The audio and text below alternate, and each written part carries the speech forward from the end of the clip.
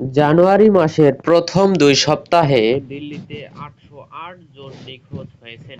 বার্তা সংস্থা পিটিআই জানাচ্ছে, দিল্লি পুলিশের তথ্য অনুযায়ী ১ থেকে ১৫ জানুয়ারির মধ্যে যে ৮০০ জন নিখোঁজ হয়েছেন, তার মধ্যে ৫০৯ জন অর্থাৎ ২/তৃতীয়াংশ হল নারী ও অপ্রাপ্তবয়স্ক মেয়ে। ভারতের রাজধানী থেকে প্রতিদিন গড়ে ৫৪ জন নিখোঁজ হয়ে যাচ্ছেন। পুলিশের তথ্য বলছে, নিখোঁজদের মধ্যে ১৯১ জন অপ্রাপ্তবয়স্ক এবং ৬১৬ জন প্রাপ্তবয়স্ক। পুলিশ এই পর্যন্ত ২৩৫ জনের খোঁজ পেয়েছে।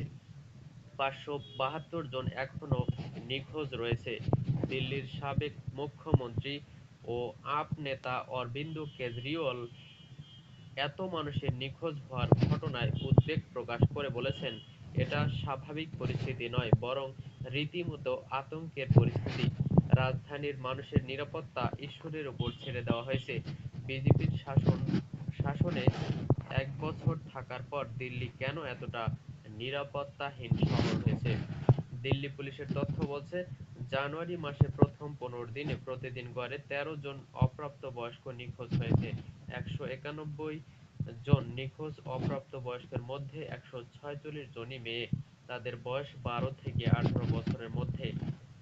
নিখোঁজ ৬১৬ জন প্রাপ্তবয়স্কের মধ্যে ৩৬৩ জন নারী ও ২৫২ জন পুরুষ। পুলিশ এর মধ্যে ৯০ জন পুরুষ ও ৯১ জন নারীকে উদ্ধার করতে পেরেছে। বাকিরা এখনো নিখোঁজ রয়েছে। বৃহস্পতিবার দিল্লি পুলিশ দাবি করেছে, দিল্লিতে নিখোঁজের হার যুক্তরাষ্ট্র ও যুক্তরাজ্যের থেকে কম। পুলিশের মুখপাত্র জানিয়েছেন, বাচ্চাদের ফিরতে একটু দেরি হলে অপ্রাপ্তবয়স্কদের সঙ্গে কিছুক্ষণ যোগাযোগ করতে না পারলেই উদ্বিগ্ন বাবা-মা রিপোর্ট ফাইল করেন।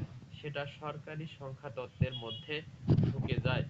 পুলিশ জানিয়েছে, এই বছর জানুয়ারি মাসে ১৭৭৭ জন নিখোঁজ হয়েছেন। ২০২৫ সালের জানুয়ারিতে হয়েছিলেন ২০৪২ জন এবং ২০২৪ সালে ১৭৮৬ জন। গত ২ বছরের তুলনায় ২০২৬ সালে বরং কম মানুষ নিখোঁজ হয়েছেন। ২০২৫ সালে মোট ২৪,৮০৫ জন নিখোঁজ হয়েছিলেন। তার মধ্যে পুলিশ ১৫,৪২১ জনকে খুঁজে বের করতে সমর্থ হয়েছেন। সূত্র এনএফ।